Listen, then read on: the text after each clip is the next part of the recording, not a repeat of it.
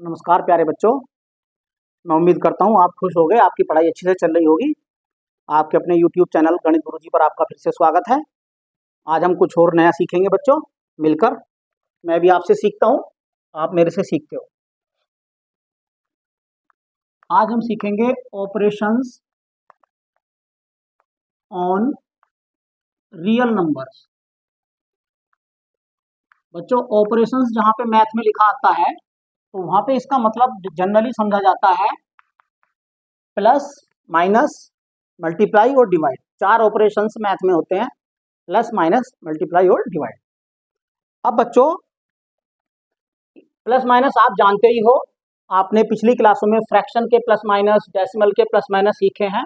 अगर आपको वो नहीं आते होंगे तो बच्चों आपको इसको समझने में दिक्कत आएगी।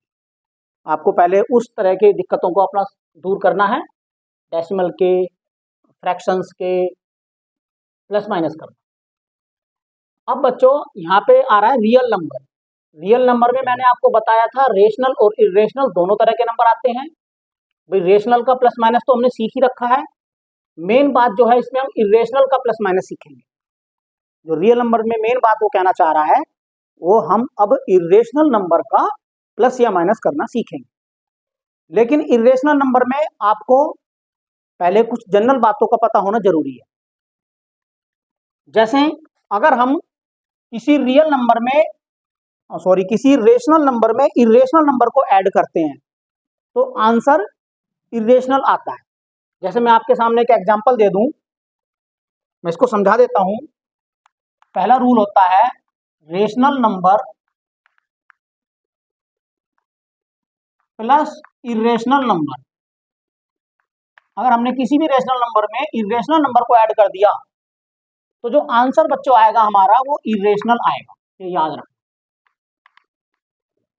एक एग्जांपल के तौर पे मैं आपसे बताऊं, 2 में हमने प्लस किया √3 को, तो जब 2 में √3 को प्लस करेंगे बच्चों तो एक तरह से 2 जो है रेशनल नंबर है, √3 जो है इरेशनल नंबर है। तो इरेशनल नंबर जो होते हैं कुछ कुछ वेरिएबल की तरह बिहेव करते हैं, काफी हद तक ये वेरिएबल की तरह बिहेव करते हैं। 2 में √3 को ऐड करेंगे तो ये ऐड नहीं होगा, सेम रहेगा 2 प्लस √3। ठीक है बच्चों, तो 2 प्लस √3 को हम जो कहेंगे ये एक इरेशनल नंबर है पूरा। इसमें अगर हम अलग अलग देखें, 2 रेशनल है, √3 इरेशनल है, बट जो प्लस करके जो आंसर आ रहा है ये पूरा होल, ये एक इरेशनल नंबर है। अगला रूल होता है बच्चों, अगर हम रेशनल नंबर में से इरेशनल को माइनस भी कर दे तो भी इरेशनल आएगा। रेशनल माइनस इरेशनल, तो जो आंसर आएगा वो भी एक इरेशनल नंबर आएगा। ये बात हमेशा याद रखना। रेशनल माइनस इरेशनल करते हैं या इरेशनल माइनस रेशनल कर दें, दोनों से जो आंसर आएगा वो इरेशनल आएगा। अगर मल्टीप्लाई कर दे तो भी इरेशनल आएगा, डिवाइड कर दे तो भी इरेशनल आएगा। ये याद रखें। अगर हम रेशनल की मल्टीप्लाई किसी भी इरेशनल नंबर से कर दें तो जो आंसर आएगा वो एक इरेशनल नंबर आएगा। इसी तरह से डिवाइड भी कर दें, रेशनल डिवाइड बाय इरेशनल, तो जो आंसर आएगा वो भी इरेशनल आएगा। उम्मीद करता हूं आपको समझ में आ रही होंगी बच्चों मेरी बातें।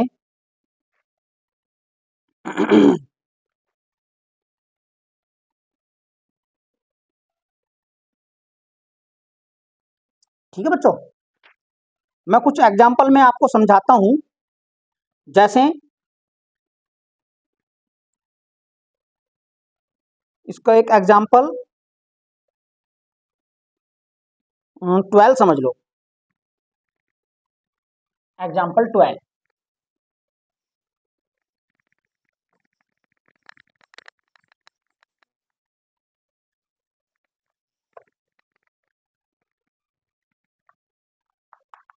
एग्जाम्पल 12 में क्या है, वो ऐड करने को कह रहा है।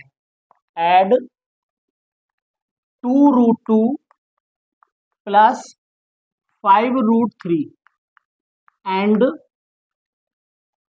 √2 माइनस 3√3। बच्चों जरा इसको ध्यान से देखो, हमें इसको ऐड करना है। तो ऐड करने के लिए 2√2 को पहले ब्रैकेट में लिख देंगे प्लस 5√3 को, और प्लस का साइन लगाएंगे बीच में, इसको दूसरे ब्रैकेट में लिख देंगे √2 माइनस 3√3। ठीक है बच्चों, हम बिना ब्रैकेट के भी इसको लिख सकते थे क्योंकि बीच में प्लस है। ठीक है, तो क्योंकि जब ब्रैकेट ओपन होंगे तो सेम एज इट इज ये खुल जाएगा। लेकिन कभी अगर आपको माइनस करने को आ जाए तो आपको ब्रैकेट में लगा के लिखना कंपलसरी है, वरना आपका क्वेश्चन गलत हो जाएगा। क्योंकि माइनस के जब होता है तो इसके जब ब्रैकेट ओपन होते हैं साइन चेंज होते हैं बच्चों। चलो इसको सोल्व करते हैं। सबसे पहले ब्रैकेट ओपन करेंगे, 2√2 प्लस 5√3 प्लस √2 माइनस 3√3। अब बच्चों जो इरेशनल नंबर हैं, ये मैंने बताया था आपको कि ये कुछ कुछ वेरिएबल की तरह बिहेव करते हैं। जैसे √2 और √2 यहाँ पे सेम है दोनों, इनको लाइक टर्म मानेंगे। तो 2√2 ये प्लस का है और 1√2 ये भी प्लस का है, तो ये दोनों ऐड हो जाएंगे। जैसे अगर बच्चों यहाँ पे 2x प्लस x होता है तो ये क्या बन जाता है, 3x बन जाता है ना। तो इसी तरह से यहाँ पे 2√2 और 1√2 ये बन जाएगा 3√2। इसको देखो बच्चों, 5√3 माइनस का 3√3, तो ये भी दोनों लाइक हैं। तो 5 में से 3 जब माइनस होगा 2√3 आएगा। ये प्लस का बड़ा है तो प्लस का ही साइन आएगा। तो प्लस का 5 में से 3 गया 2√3। जैसे 5x माइनस 3x क्या आएगा, 2x आएगा ना। तो सेम यहाँ पे 2√3 आएगा। ठीक है बच्चों, हाँ ये समझ में आ गया बच्चों। मैंने आपको बताया था रेशनल नंबर को अगर इरेशनल नंबर में चाहे जोड़ दें, माइनस कर दें, मल्टीप्लाई कर दें, डिवाइड कर दें तो इरेशनल नंबर आता है। लेकिन अगर इरेशनल में इरेशनल को प्लस करें तो कैसा नंबर आएगा, वो डिपेंड करता है। रेशनल भी आ सकता है, इरेशनल भी आ सकता है। मैं उसका एक एग्जांपल आपको करके दिखाता हूं। भाई √2 एक नंबर था, इसमें मैंने प्लस कर दिया माइनस के √2। ये भी इरेशनल, ये भी इरेशनल, दोनों को प्लस किया तो √2 माइनस √2, √2 से √2 कटा, आंसर क्या आया, 0। 0 कैसा है, 0 रेशनल है या नहीं, 0 रेशनल है। और ये दोनों इरेशनल थे। तो इरेशनल नंबर को जब हम प्लस करें, माइनस करें, या डिवाइड करें, या मल्टीप्लाई करें तो आंसर रेशनल भी आ सकता है, इरेशनल भी आ सकता है। वो डिपेंड करता है कैसे नंबर वो है। ये बात आपको क्लियर हो गई हो। हाँ बच्चों, अब हम ये इसमें जो जरूरी बातें थी बताने की वो तो मैं आपको बता चुका हूं। हाँ, एक कई बार आपको ऐसा भी नंबर आता है, जैसे पिछली एक्सरसाइज में आपको नंबर लाइन पे शो करना आया था इरेशनल नंबर को। आपने √2 को नंबर लाइन पे शो किया था, √3 को किया था, √5 को किया था। अब अगर कोई ऐसा नंबर हो बच्चों जो डेसिमल में हो, उसको नंबर लाइन पे कैसे शो करोगे बच्चों, डेसिमल में स्क्वायर रूट हो रहा हो उसका है तो वो भी इरेशनल, उसको कैसे शो करोगे। Let x is irrational number, let √x is irrational number. इसको हमें नंबर लाइन पे शो करना है, तो कैसे करेंगे बच्चों। इसका तरीका है, हम सबसे पहले जो भी x की वैल्यू होगी उतनी लंबाई की, उतने सेंटीमीटर की एक लाइन खींच लेंगे। सपोज करो ये हमने खींच ली x सेंटीमीटर, ठीक है। फिर हम 1 सेंटीमीटर की लाइन इससे और आगे बढ़ाएंगे। ये कितना है, 1 सेंटीमीटर, इतना। इस लाइन का नाम कुछ भी दे सकते हैं हम, पहली वाली का AB, दूसरी का BC दे दो। फिर हम इस पूरी लाइन का AC का परपेंडिकुलर बाइसेक्टर खींचेंगे, जैसे आपने पिछली क्लास में खींचा है। परपेंडिकुलर बाइसेक्टर कैसे खींचा जाता है, कंपास की नोक को ए पे रखा जाता है, AC के आधे से ज्यादा दूरी लेके एक आर्क लगाया जाता है ऊपर और एक आर्क लगाया जाता है नीचे। AC के आधे से ज्यादा दूरी लेनी है, कितनी भी ज्यादा हो जाए कोई दिक्कत नहीं, आधे से कम ना हो। आधे से कम रहेगी तो बाइसेक्टर आप नहीं खींच पाओगे, चाहे करके देख लेना। फिर सेम डिस्टेंस से इसी से इसको घटाना बढ़ाना नहीं है, एक आर्क इधर से ऊपर लगाएंगे, एक आर्क इधर से नीचे लगाएंगे, ये दोनों आर्क आपस में कट करेंगे, डॉटेड लाइन से इसको मिला देंगे। बच्चों ये जो लाइन होगी डॉटेड लाइन वाली, ये लाइन AC की परपेंडिकुलर बाइसेक्टर होगी। परपेंडिकुलर बाइसेक्टर का मतलब होता है इसको दो पार्ट में काटेगी और 90 डिग्री का एंगल भी इसके साथ बनाएगी।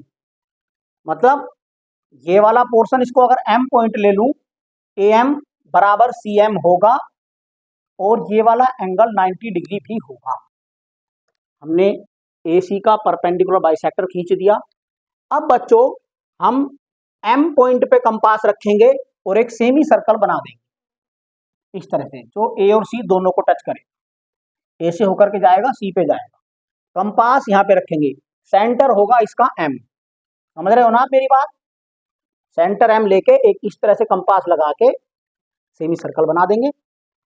अब बच्चों इसके पॉइंट B पे, चाहे D की हेल्प से बना देना, D की हेल्प से 90 डिग्री का एंगल बनाएंगे।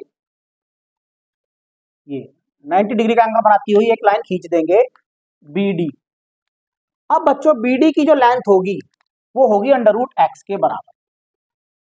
जितनी भी ये वैल्यू होगी, सपोज करो ये 5.5 है अगर, ठीक है, 5.5 सेंटीमीटर थी अगर ये, तो ये भी 5.5 होगी और ये होगी √5.5। ठीक है, अब हमें इसको नंबर लाइन पे लेके आना है इस लेंथ को, तो बहुत आसान है बच्चों। BC को आगे बढ़ाएंगे थोड़ा सा, कंपास की नोक को B पे रखेंगे, पेंसिल की नोक D पे रखेंगे और BD रेडियस लेके एक इस तरह से सर्कल बना देंगे। इसको जहां पे भी ये काटेगा, ये जो पॉइंट होगा ये होगा √x का पॉइंट, और B को ले लेंगे हम 0। B पे क्या डिनोट कर देंगे? 0। तो B से लेके इस पॉइंट तक, इसको भी कोई नाम दे दो, चलो E दे दो। B से लेके E तक की जो दूरी होगी बच्चों वो √x होगी।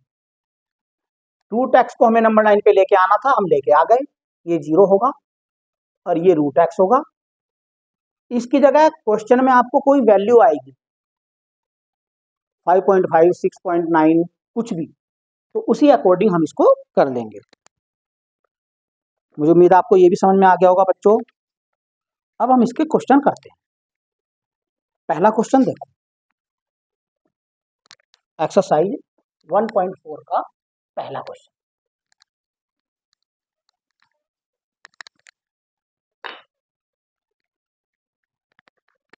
एक्सरसाइज 1.4 का पहला क्वेश्चन है बच्चों, classify the following numbers as rational और इरेशनल। हमें रेशनल और इरेशनल बताना है। जैसे पहला है 2 - √5। बच्चों मैंने बताया था किसी भी रेशनल नंबर में अगर इरेशनल को प्लस या माइनस कर दें तो वो इरेशनल बन जाता है। तो ये पूरा कैसा नंबर बन गया? ये बन गया इरेशनल। चलो इसका पहले का आप सेकंड पार्ट देखो, 3 + √23 - √23, ये ब्रैकेट में बंद है, ऐसे क्वेश्चन है। इसको पहले सोल्व करना पड़ेगा बच्चों। 3 + √23 - √23 प्लस √23 से -√23 कट हो जाएगा, आंसर आएगा 3। 3 कैसा है? ये बन गया रेशनल। ये रेशनल नंबर है, बता दिया। इसी तरह से थर्ड भी आप खुद ही कर लोगे। चलो थर्ड को देखते हैं। 2√7 अपॉन में 7√7, √7 से √7 कट हो जाएगा बच्चों, आंसर क्या आएगा इसका? 2/7। और 2/7 कैसा है? रेशनल है। ये भी हो गया। फोर्थ पार्ट देखो बच्चों, फोर्थ पार्ट में है 1/√2, 1/√2 को, ये तो इरेशनल है। क्यों है इरेशनल?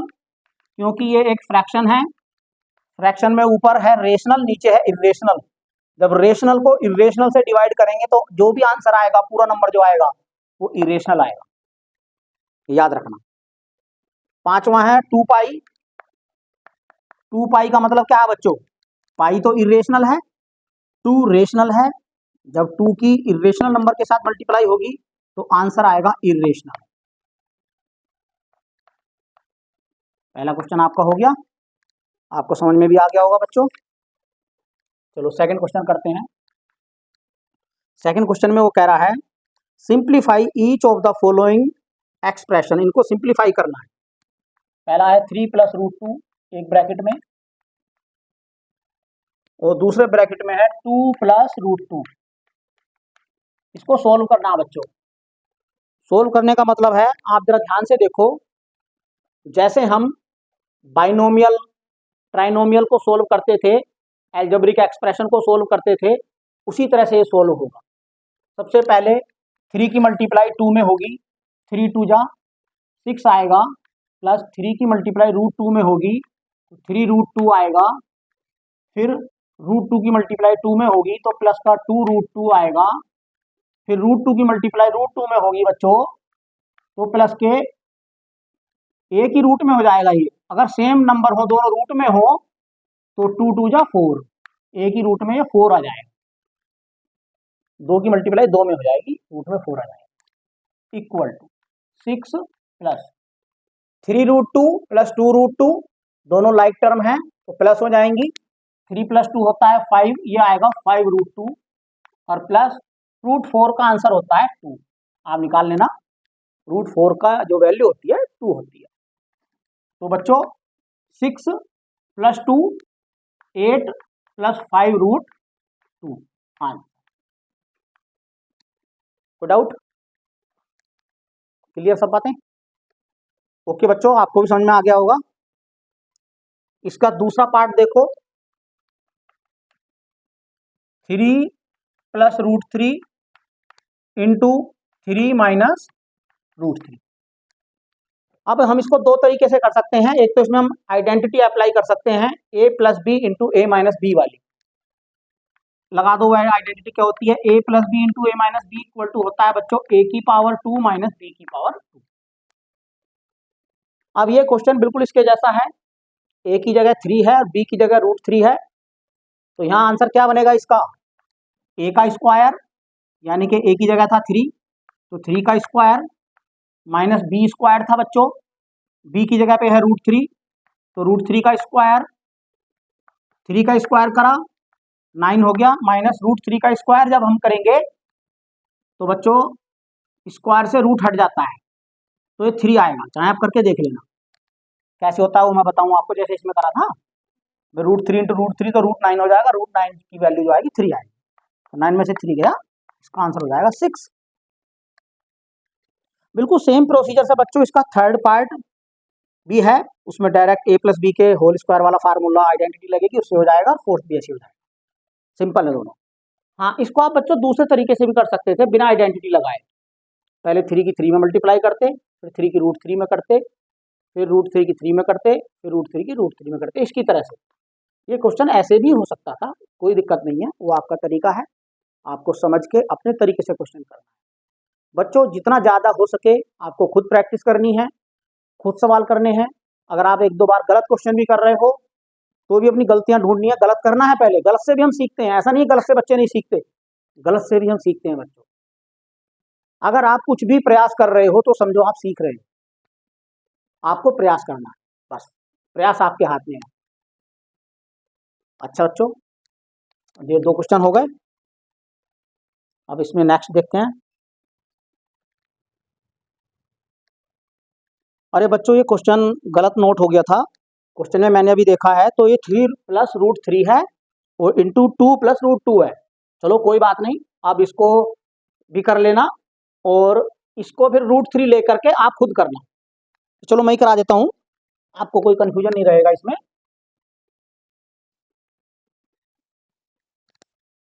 हाँ, अगर यहाँ पे √3 है, चलो अब ब्रैकेट ओपन करो बच्चों, 3 2 जा 6 प्लस √3 की मल्टीप्लाई 2 में हुई तो 2√3, सॉरी पहले 3 की करो, 3 की मल्टीप्लाई 2 में 6, फिर 3 की मल्टीप्लाई √2 में तो प्लस 3√2।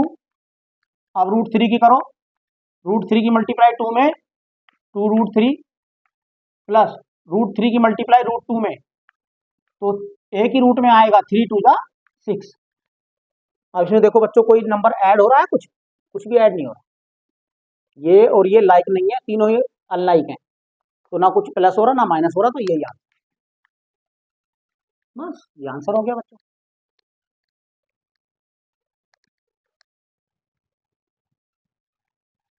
बच्चों अब हम करेंगे क्वेश्चन नंबर 3। क्वेश्चन नंबर 3 में क्या कह रहा है वो जरा ध्यान से समझिए। रिकॉल, रिकॉल का मतलब आप याद करो, pi is defined as the ratio, यानी कि पाई को जो डिफाइन किया जाता है, पाई की जो डेफिनेशन दी जाती है बच्चों, वो है रेशियो ऑफ सरकमफ्रेंस। सरकमफ्रेंस जो होती है, सर्कल की आउटर लाइन जो होती है ना, उसको सरकमफ्रेंस बोलते हैं बच्चों। हाँ, तो जो पाई है बच्चों वो सरकमफ्रेंस ऑफ ए सर्कल, यानी कि ये कोई सर्कल है, तो सर्कल की जो आउटर वाली बाउंड्री है, ये यहां से लेके पूरी लेंथ, इसको बोलते हैं सरकमफ्रेंस। हाँ, सर्कल टू इट्स डायमीटर। और बच्चों डायमीटर किसे कहते हैं? सर्कल के अंदर कोई भी ऐसी लाइन जो सेंटर से होके जाती है उसे डायमीटर बोलते हैं। कोई भी लाइन, चाहे ये खींच दो या फिर इसको भी खींच दो, जो सेंटर से होके जाएगी वो डायमीटर है। कहने का मतलब इस लाइन को बोलते हैं बच्चों सरकमफ्रेंस। ये तो मैं आपको समझा रहा हूं, कभी आप सोचो इस क्वेश्चन में भी आपको ये हमें करना है, इसको बोलते हैं डायमीटर।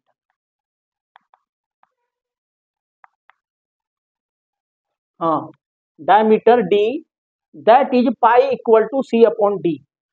तो जो पाई होता है बच्चों, ये बात बिल्कुल ठीक है, पाई जो होता है वो सी अपॉन डी के बराबर होता है। इसकी लेंथ अगर सी है और डायमीटर की लेंथ अगर डी है, तो पाई जो होता है सी अपॉन डी होता है। बिल्कुल ठीक बात है।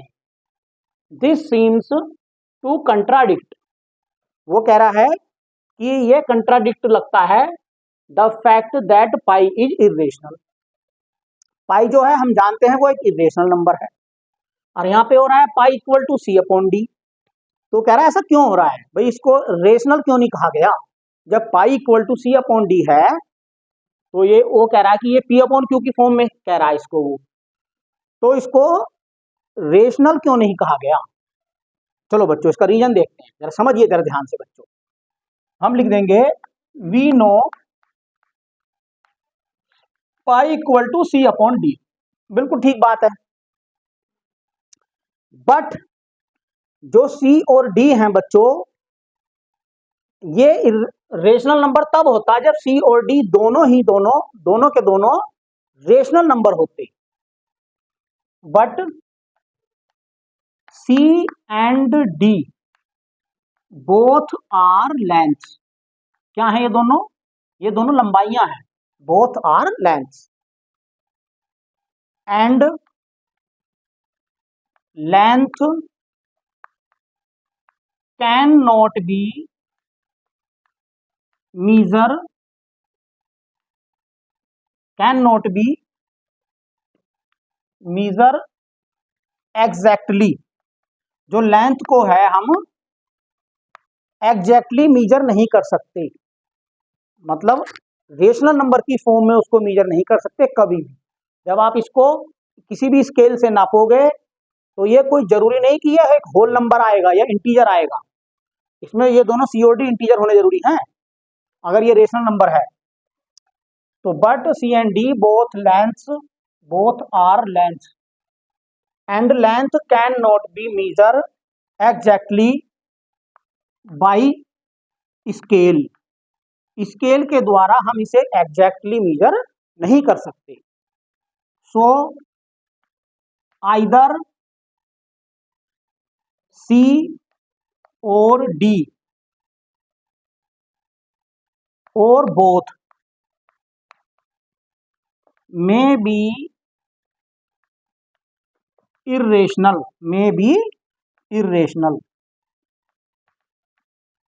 क्योंकि या तो सी या डी या फिर दोनों ये इरेशनल होंगे, क्योंकि हम इसको एग्जैक्टली मेजर नहीं कर सकते स्केल से। तो जब ये दोनों इरेशनल होंगे या फिर एक भी अगर इनमें से इरेशनल हो गया, तो इसी कारण से बच्चों पाई इरेशनल होता है। सी की जो भी वैल्यू आएगी वो एग्जैक्ट एक होल नंबर या इंटीजर में नहीं आएगी, डेसिमल में भी आ सकती है। और डेसिमल में भी ऐसी आ सकती है जो नॉन टर्मिनेटिंग नॉन रिपीटिंग हो, और नॉन टर्मिनेटिंग नॉन रिपीटिंग जो नंबर होता है वो इरेशनल होता है। तो इसलिए हाँ, बोथ में be irrational. So there is no contradiction, इसमें कोई कंट्राडिक्शन नहीं है।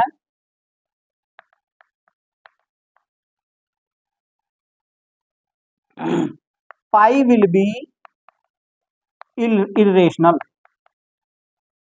पाई विल बी जो होगा वो इरेशनल होगा, क्योंकि या तो सी या डी या फिर दोनों में, या तो दोनों या फिर दोनों में से एक इरेशनल होगा।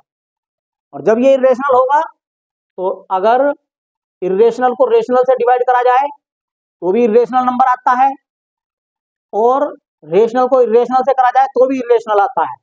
तो इसलिए पाई इरेशनल नंबर है। तो contradiction pi will be irrational number. बस इसमें बच्चों यही करना। अब इसका क्वेश्चन नंबर 4 समझते हैं हम।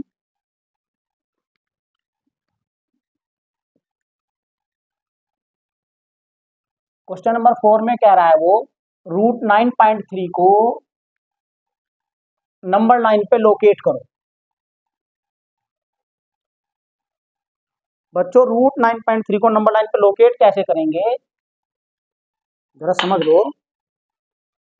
क्वेश्चन नंबर 4, 9.3 का root on number line solution. इसके लिए बच्चों मैंने आपको पीछे मेथड भी बताया था। सबसे पहले हम पेंसिल का यूज इसके लिए करेंगे, पेंसिल का और स्केल का। पेंसिल और स्केल की हेल्प से हम 9.3 सेंटीमीटर की लेंथ खींच देंगे। 9.3 सेंटीमीटर की लेंथ ए बी खींच देंगे पेंसिल से और स्केल से। फिर इसके बी पॉइंट से 1 सेंटीमीटर आगे इसको एक्सटेंड करेंगे। कितनी? 1 सेंटीमीटर। इस पॉइंट का नाम दे देंगे सी। अब बच्चों एसी लाइन का परपेंडिकुलर बाइसेक्टर करेंगे, परपेंडिकुलर बाइसेक्टर खींचेंगे। वो कैसे करते हैं, कंपास की नोक ए पे रखेंगे और एसी के आधे से ज्यादा दूरी लेके 2 आर्क लगाएंगे, एक आर्क ऊपर एक आर्क नीचे। डिस्टेंस को आधे से ज्यादा लेना है, आधे से कम नहीं लेना। अगर आधे से कम लोगे तो ये आपस में कट नहीं करेंगे। अब फिर सेम डिस्टेंस से हम 2 आर्क लगाएंगे, पॉइंट सी पर कंपास की नोक रखेंगे, एक आर्क ऊपर लगाएंगे एक आर्क नीचे लगाएंगे। जहां पर भी ये दोनों आर्क काटेंगे, इस लाइन को, इस पॉइंट को स्केल की हेल्प से पेंसिल से डॉटेड लाइन में इस तरह से खींच देंगे। बच्चों ये जहां भी इस लाइन को कट करेगा ये इसका परपेंडिकुलर बाइसेक्टर होगा। कौन सी लाइन का? एसी का। जब ये परपेंडिकुलर बाइसेक्टर होगा तो ये इसका मिड पॉइंट होगा, इसको एम नाम दे देंगे। ठीक है। परपेंडिकुलर बाइसेक्टर का मतलब होता है बच्चों, परपेंडिकुलर का मतलब ये 90 डिग्री का एंगल बनाएगा, और बाइसेक्टर का मतलब एएम बराबर सीएम होगा, यानी कि मिड पॉइंट होगा ये बीचों बीच का बिंदु। अब बच्चों कंपास की नोक एम पॉइंट पे रखेंगे, पेंसिल की नोक ए पे रखेंगे और सेमी सर्कल इस तरह से बना देंगे, इस तरह से। बच्चों कंपास की नोक एम पे रखें, फिर सेमी सर्कल बनाने के बाद इसके बी पॉइंट पे डी रखेंगे, डी की हेल्प से 90 डिग्री का एंगल बनाएंगे। 90 डिग्री का एंगल बनाती हुई लाइन बिल्कुल सीधी ऊपर उठाएंगे। अब ये जो लेंथ होगी बच्चों ये होगी रूट 9.3। इस पॉइंट का कोई भी नाम हम दे सकते हैं अपना मर्जी से, ए बी सी ले लिया, चलो डी दे दो। अब बी डी की जो लाइन होगी बच्चों, लेंथ होगी, वो √9.3 होगी। अब हमें इसको ही नंबर लाइन पे लेके आना है। अब हम ऐसी नंबर लाइन बनाएंगे, बी से शुरू कर देंगे, बी पे ले लेंगे 0 और यहां से इसको एक आगे थोड़ी लाइन बढ़ा देंगे, ठीक है। अब बी पे हो गया हमारा 0, कंपास की नोक बी पे रखी, पेंसिल की नोक डी पे रखी इस तरह से, और इस तरह से एक आर्क लगा देंगे। जहां भी ये आर्क इसको काटेगी, इस पॉइंट का नाम दे देंगे ई। कोई भी पॉइंट ले लो, ए बी सी डी हो गया, यहां हमने ई ले लिया। आप पी ले सकते हो, क्यू ले सकते हो, कुछ भी ले सकते हो। अब बच्चों बी से जो ई तक की जो लेंथ होगी वो √9.3 होगी इसके बराबर, क्योंकि बच्चों ये सेम सर्कल है, रेडियस है दोनों की, बी डी बराबर बीई होगी। तो यहाँ ई पॉइंट पे हम लिख देंगे √9.3। इसी तरह से हम इसकी जगह पे अगर हमें कोई भी नंबर आ जाए तो हम उसे नंबर लाइन पे आसानी से लोकेट कर सकते हैं बच्चों। अब इसका 5वां क्वेश्चन देखते हैं। 5वें क्वेश्चन में वो कह रहा है rationalize the denominator of the following. हमें बच्चों डिनोमिनेटर को रेशनल बनाना है।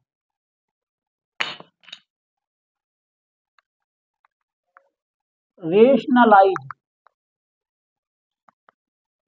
The denominator. पहला देखो बच्चों 1/√7। इसको जरा आप ध्यान से देखो बच्चों, पहले तो क्वेश्चन को समझो। वो कह रहा है रेशनलाइज मतलब रेशनल बनाओ द डिनोमिनेटर, डिनोमिनेटर को रेशनल बनाओ। अब यहां पे आप देखो इसका डिनोमिनेटर है √7, ये रेशनल है या इरेशनल है? ये बच्चों इरेशनल है √7। हमें डिनोमिनेटर को रेशनल बना देना है। इसका तरीका बच्चों ये होता है, भाई वैसे अगर पूरा नंबर हम ये देखें 1/√7 तो ये इरेशनल नंबर है एक, क्योंकि इसका न्यूमिनेटर तो रेशनल है और डिनोमिनेटर इरेशनल है। रेशनल नंबर को इरेशनल नंबर से डिवाइड हो रही है।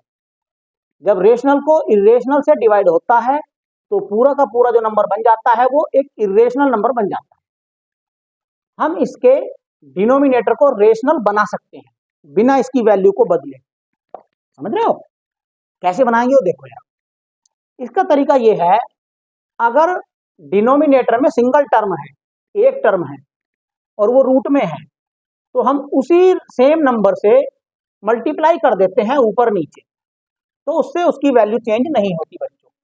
1/√7 था, हमने √7 से मल्टीप्लाई कर दिया ऊपर भी और नीचे भी, तो ये वैल्यू इसके बराबर आई, बराबर है, कोई दिक्कत नहीं है, कोई वैल्यू चेंज नहीं हुई। अब इसको सोल्व कर लो बच्चों। √7 की मल्टीप्लाई 1 में हुई तो √7 आया, और नीचे √7 की मल्टीप्लाई √7 में हुई तो एक ही रूट में आ जाता है ये बच्चों, 7 7 जा 49, और √49 का स्क्वायर रूट हम निकाल सकते हैं। ऊपर तो रहेगा √7 ये वाला सेम, नीचे √49 की जो वैल्यू आएगी वो 7 आएगी आंसर। अब आप इसको जरा देखना ध्यान से, इसका डिनोमिनेटर रेशनल है या इरेशनल है? अब बन गया रेशनल, लेकिन न्यूमिनेटर इरेशनल बन गया यहाँ पे। तो ये जो √7/7 आया ये इसके बराबर है, ध्यान रखना, ये और ये इक्वल हैं। तभी हमने ऐसा किया, हमें हमारा टारगेट क्या था, डिनोमिनेटर को रेशनल बनाना, हमने बना लिया। ठीक है, इसी तरीके से हम करते हैं, अगर सिंगल टर्म है तो उसी से ऊपर नीचे मल्टीप्लाई कर देते हैं। अगर बच्चों दो टर्म है, जैसे इसका ही एक सेकंड पार्ट देखो, नहीं इसका फोर्थ पार्ट करा देता हूं मैं, फोर्थ पार्ट, बाकी आप खुद करना।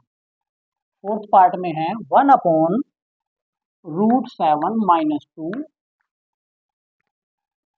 अब यहाँ पे बच्चों अपोन में दो टर्म है, तो अगर ऐसा क्वेश्चन आ जाए, दो टर्म अगर अपोन में हो, उसको हमें डिनोमिनेटर को रेशनल बनाना हो, तो हम क्या करते हैं, जो नीचे वाली दो टर्म का नंबर है √7 - 2, इसके इनके बीच का जो साइन है यहाँ पे माइनस है ना बच्चों, इसको चेंज करके, अगर यहाँ माइनस है तो प्लस कर देंगे, प्लस है तो माइनस कर देंगे, चेंज करके जो नंबर आया उस नंबर से ऊपर नीचे मल्टीप्लाई करते हैं।